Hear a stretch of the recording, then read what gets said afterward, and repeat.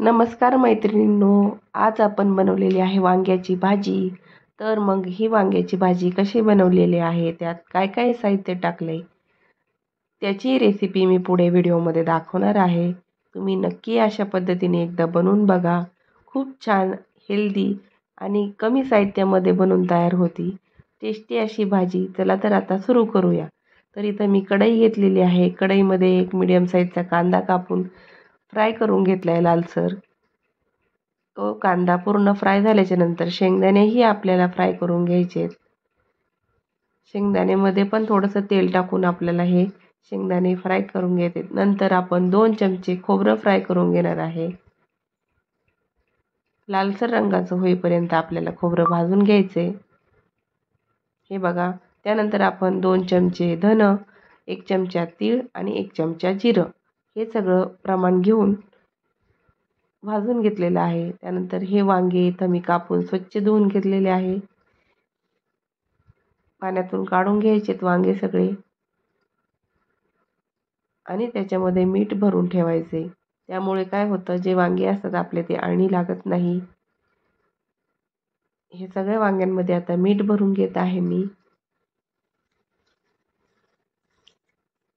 त्यानंतर बघूया आता मी इथं घेतलेले आहे शेंगदाणे, कांदा भाजून घेतला आहे, खोबरं भाजून घेतले, धन जिरं आणि तीळ भाजून घेतले.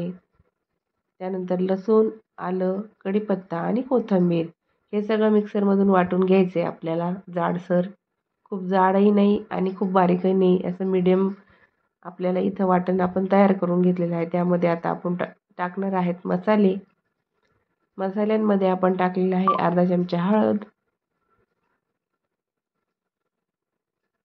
1 चमचा लाल तिखट आणि अर्धा चमचा मीठ.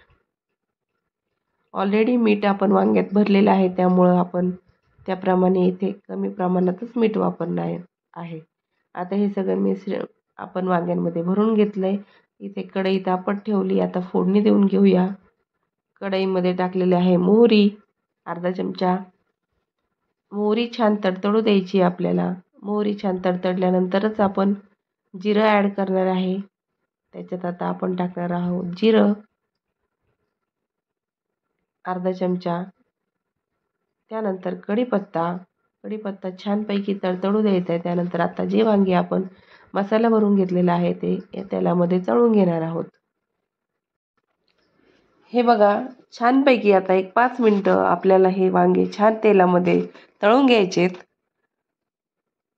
त्यानंतर आपण तेलामध्ये वांगे तळल्यानंतर एक अर्धा चमचा लाल तिखट टाकून घेणार आहोत. लाल तिखट छानपैकी मिक्स करून घ्यायचे, म्हणजे आपल्या भाजीला छानपैकी तरी येते. आता आपल्याला याच्यामध्ये जे आपलं उरलेलं वाटण होतं ते ॲड करून घ्यायचं आहे. सगळं वाटण ॲड करून परत एकदा इथे बघा, मी एका गॅसवरती साईडला पाणी तापत ठेवलेलं आहे. आता हे जे आपण वाटण टाकलं आहे ते पूर्ण मिक्स करून घेऊया भाजीमध्ये. 2 मिनटं आपल्याला झाकण ठेवून वाफवून घ्यायचे.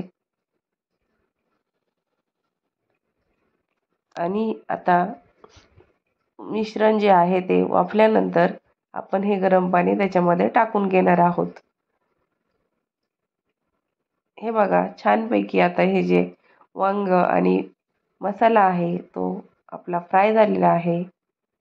आता त्याच्यामध्ये आपण पाणी ॲड करून घेऊया.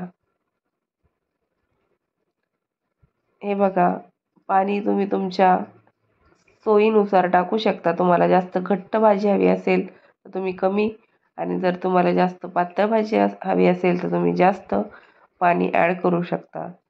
इथे मी तुम्हाला दाखवते बघा, इथे आपली भाजी शिजून तयार आहे. एकदम छान अशी मस्त छान तरी सुटलेली आहे आणि चवीलाही खूप टेस्टी ही भाजी झालेली आहे. तर तुम्हाला मी एका प्लेटमध्ये काढून दाखवते. बघा, रस्सा पण एकदम छान झाला आहे. तुम्ही भाकरीसोबत, चपातीसोबत, भातासोबत कशाही सोबत तुम्ही ही वांग्याची भाजी खाऊ शकता. तर नक्की एकदा अशी भाजी बनवून बघा. वेळात वेळ काढून तुम्ही माझी रेसिपी बघितल्याबद्दल धन्यवाद. माझ्या चॅनलला लाईक करा, शेअर करा, सबस्क्राईब करा. बाय.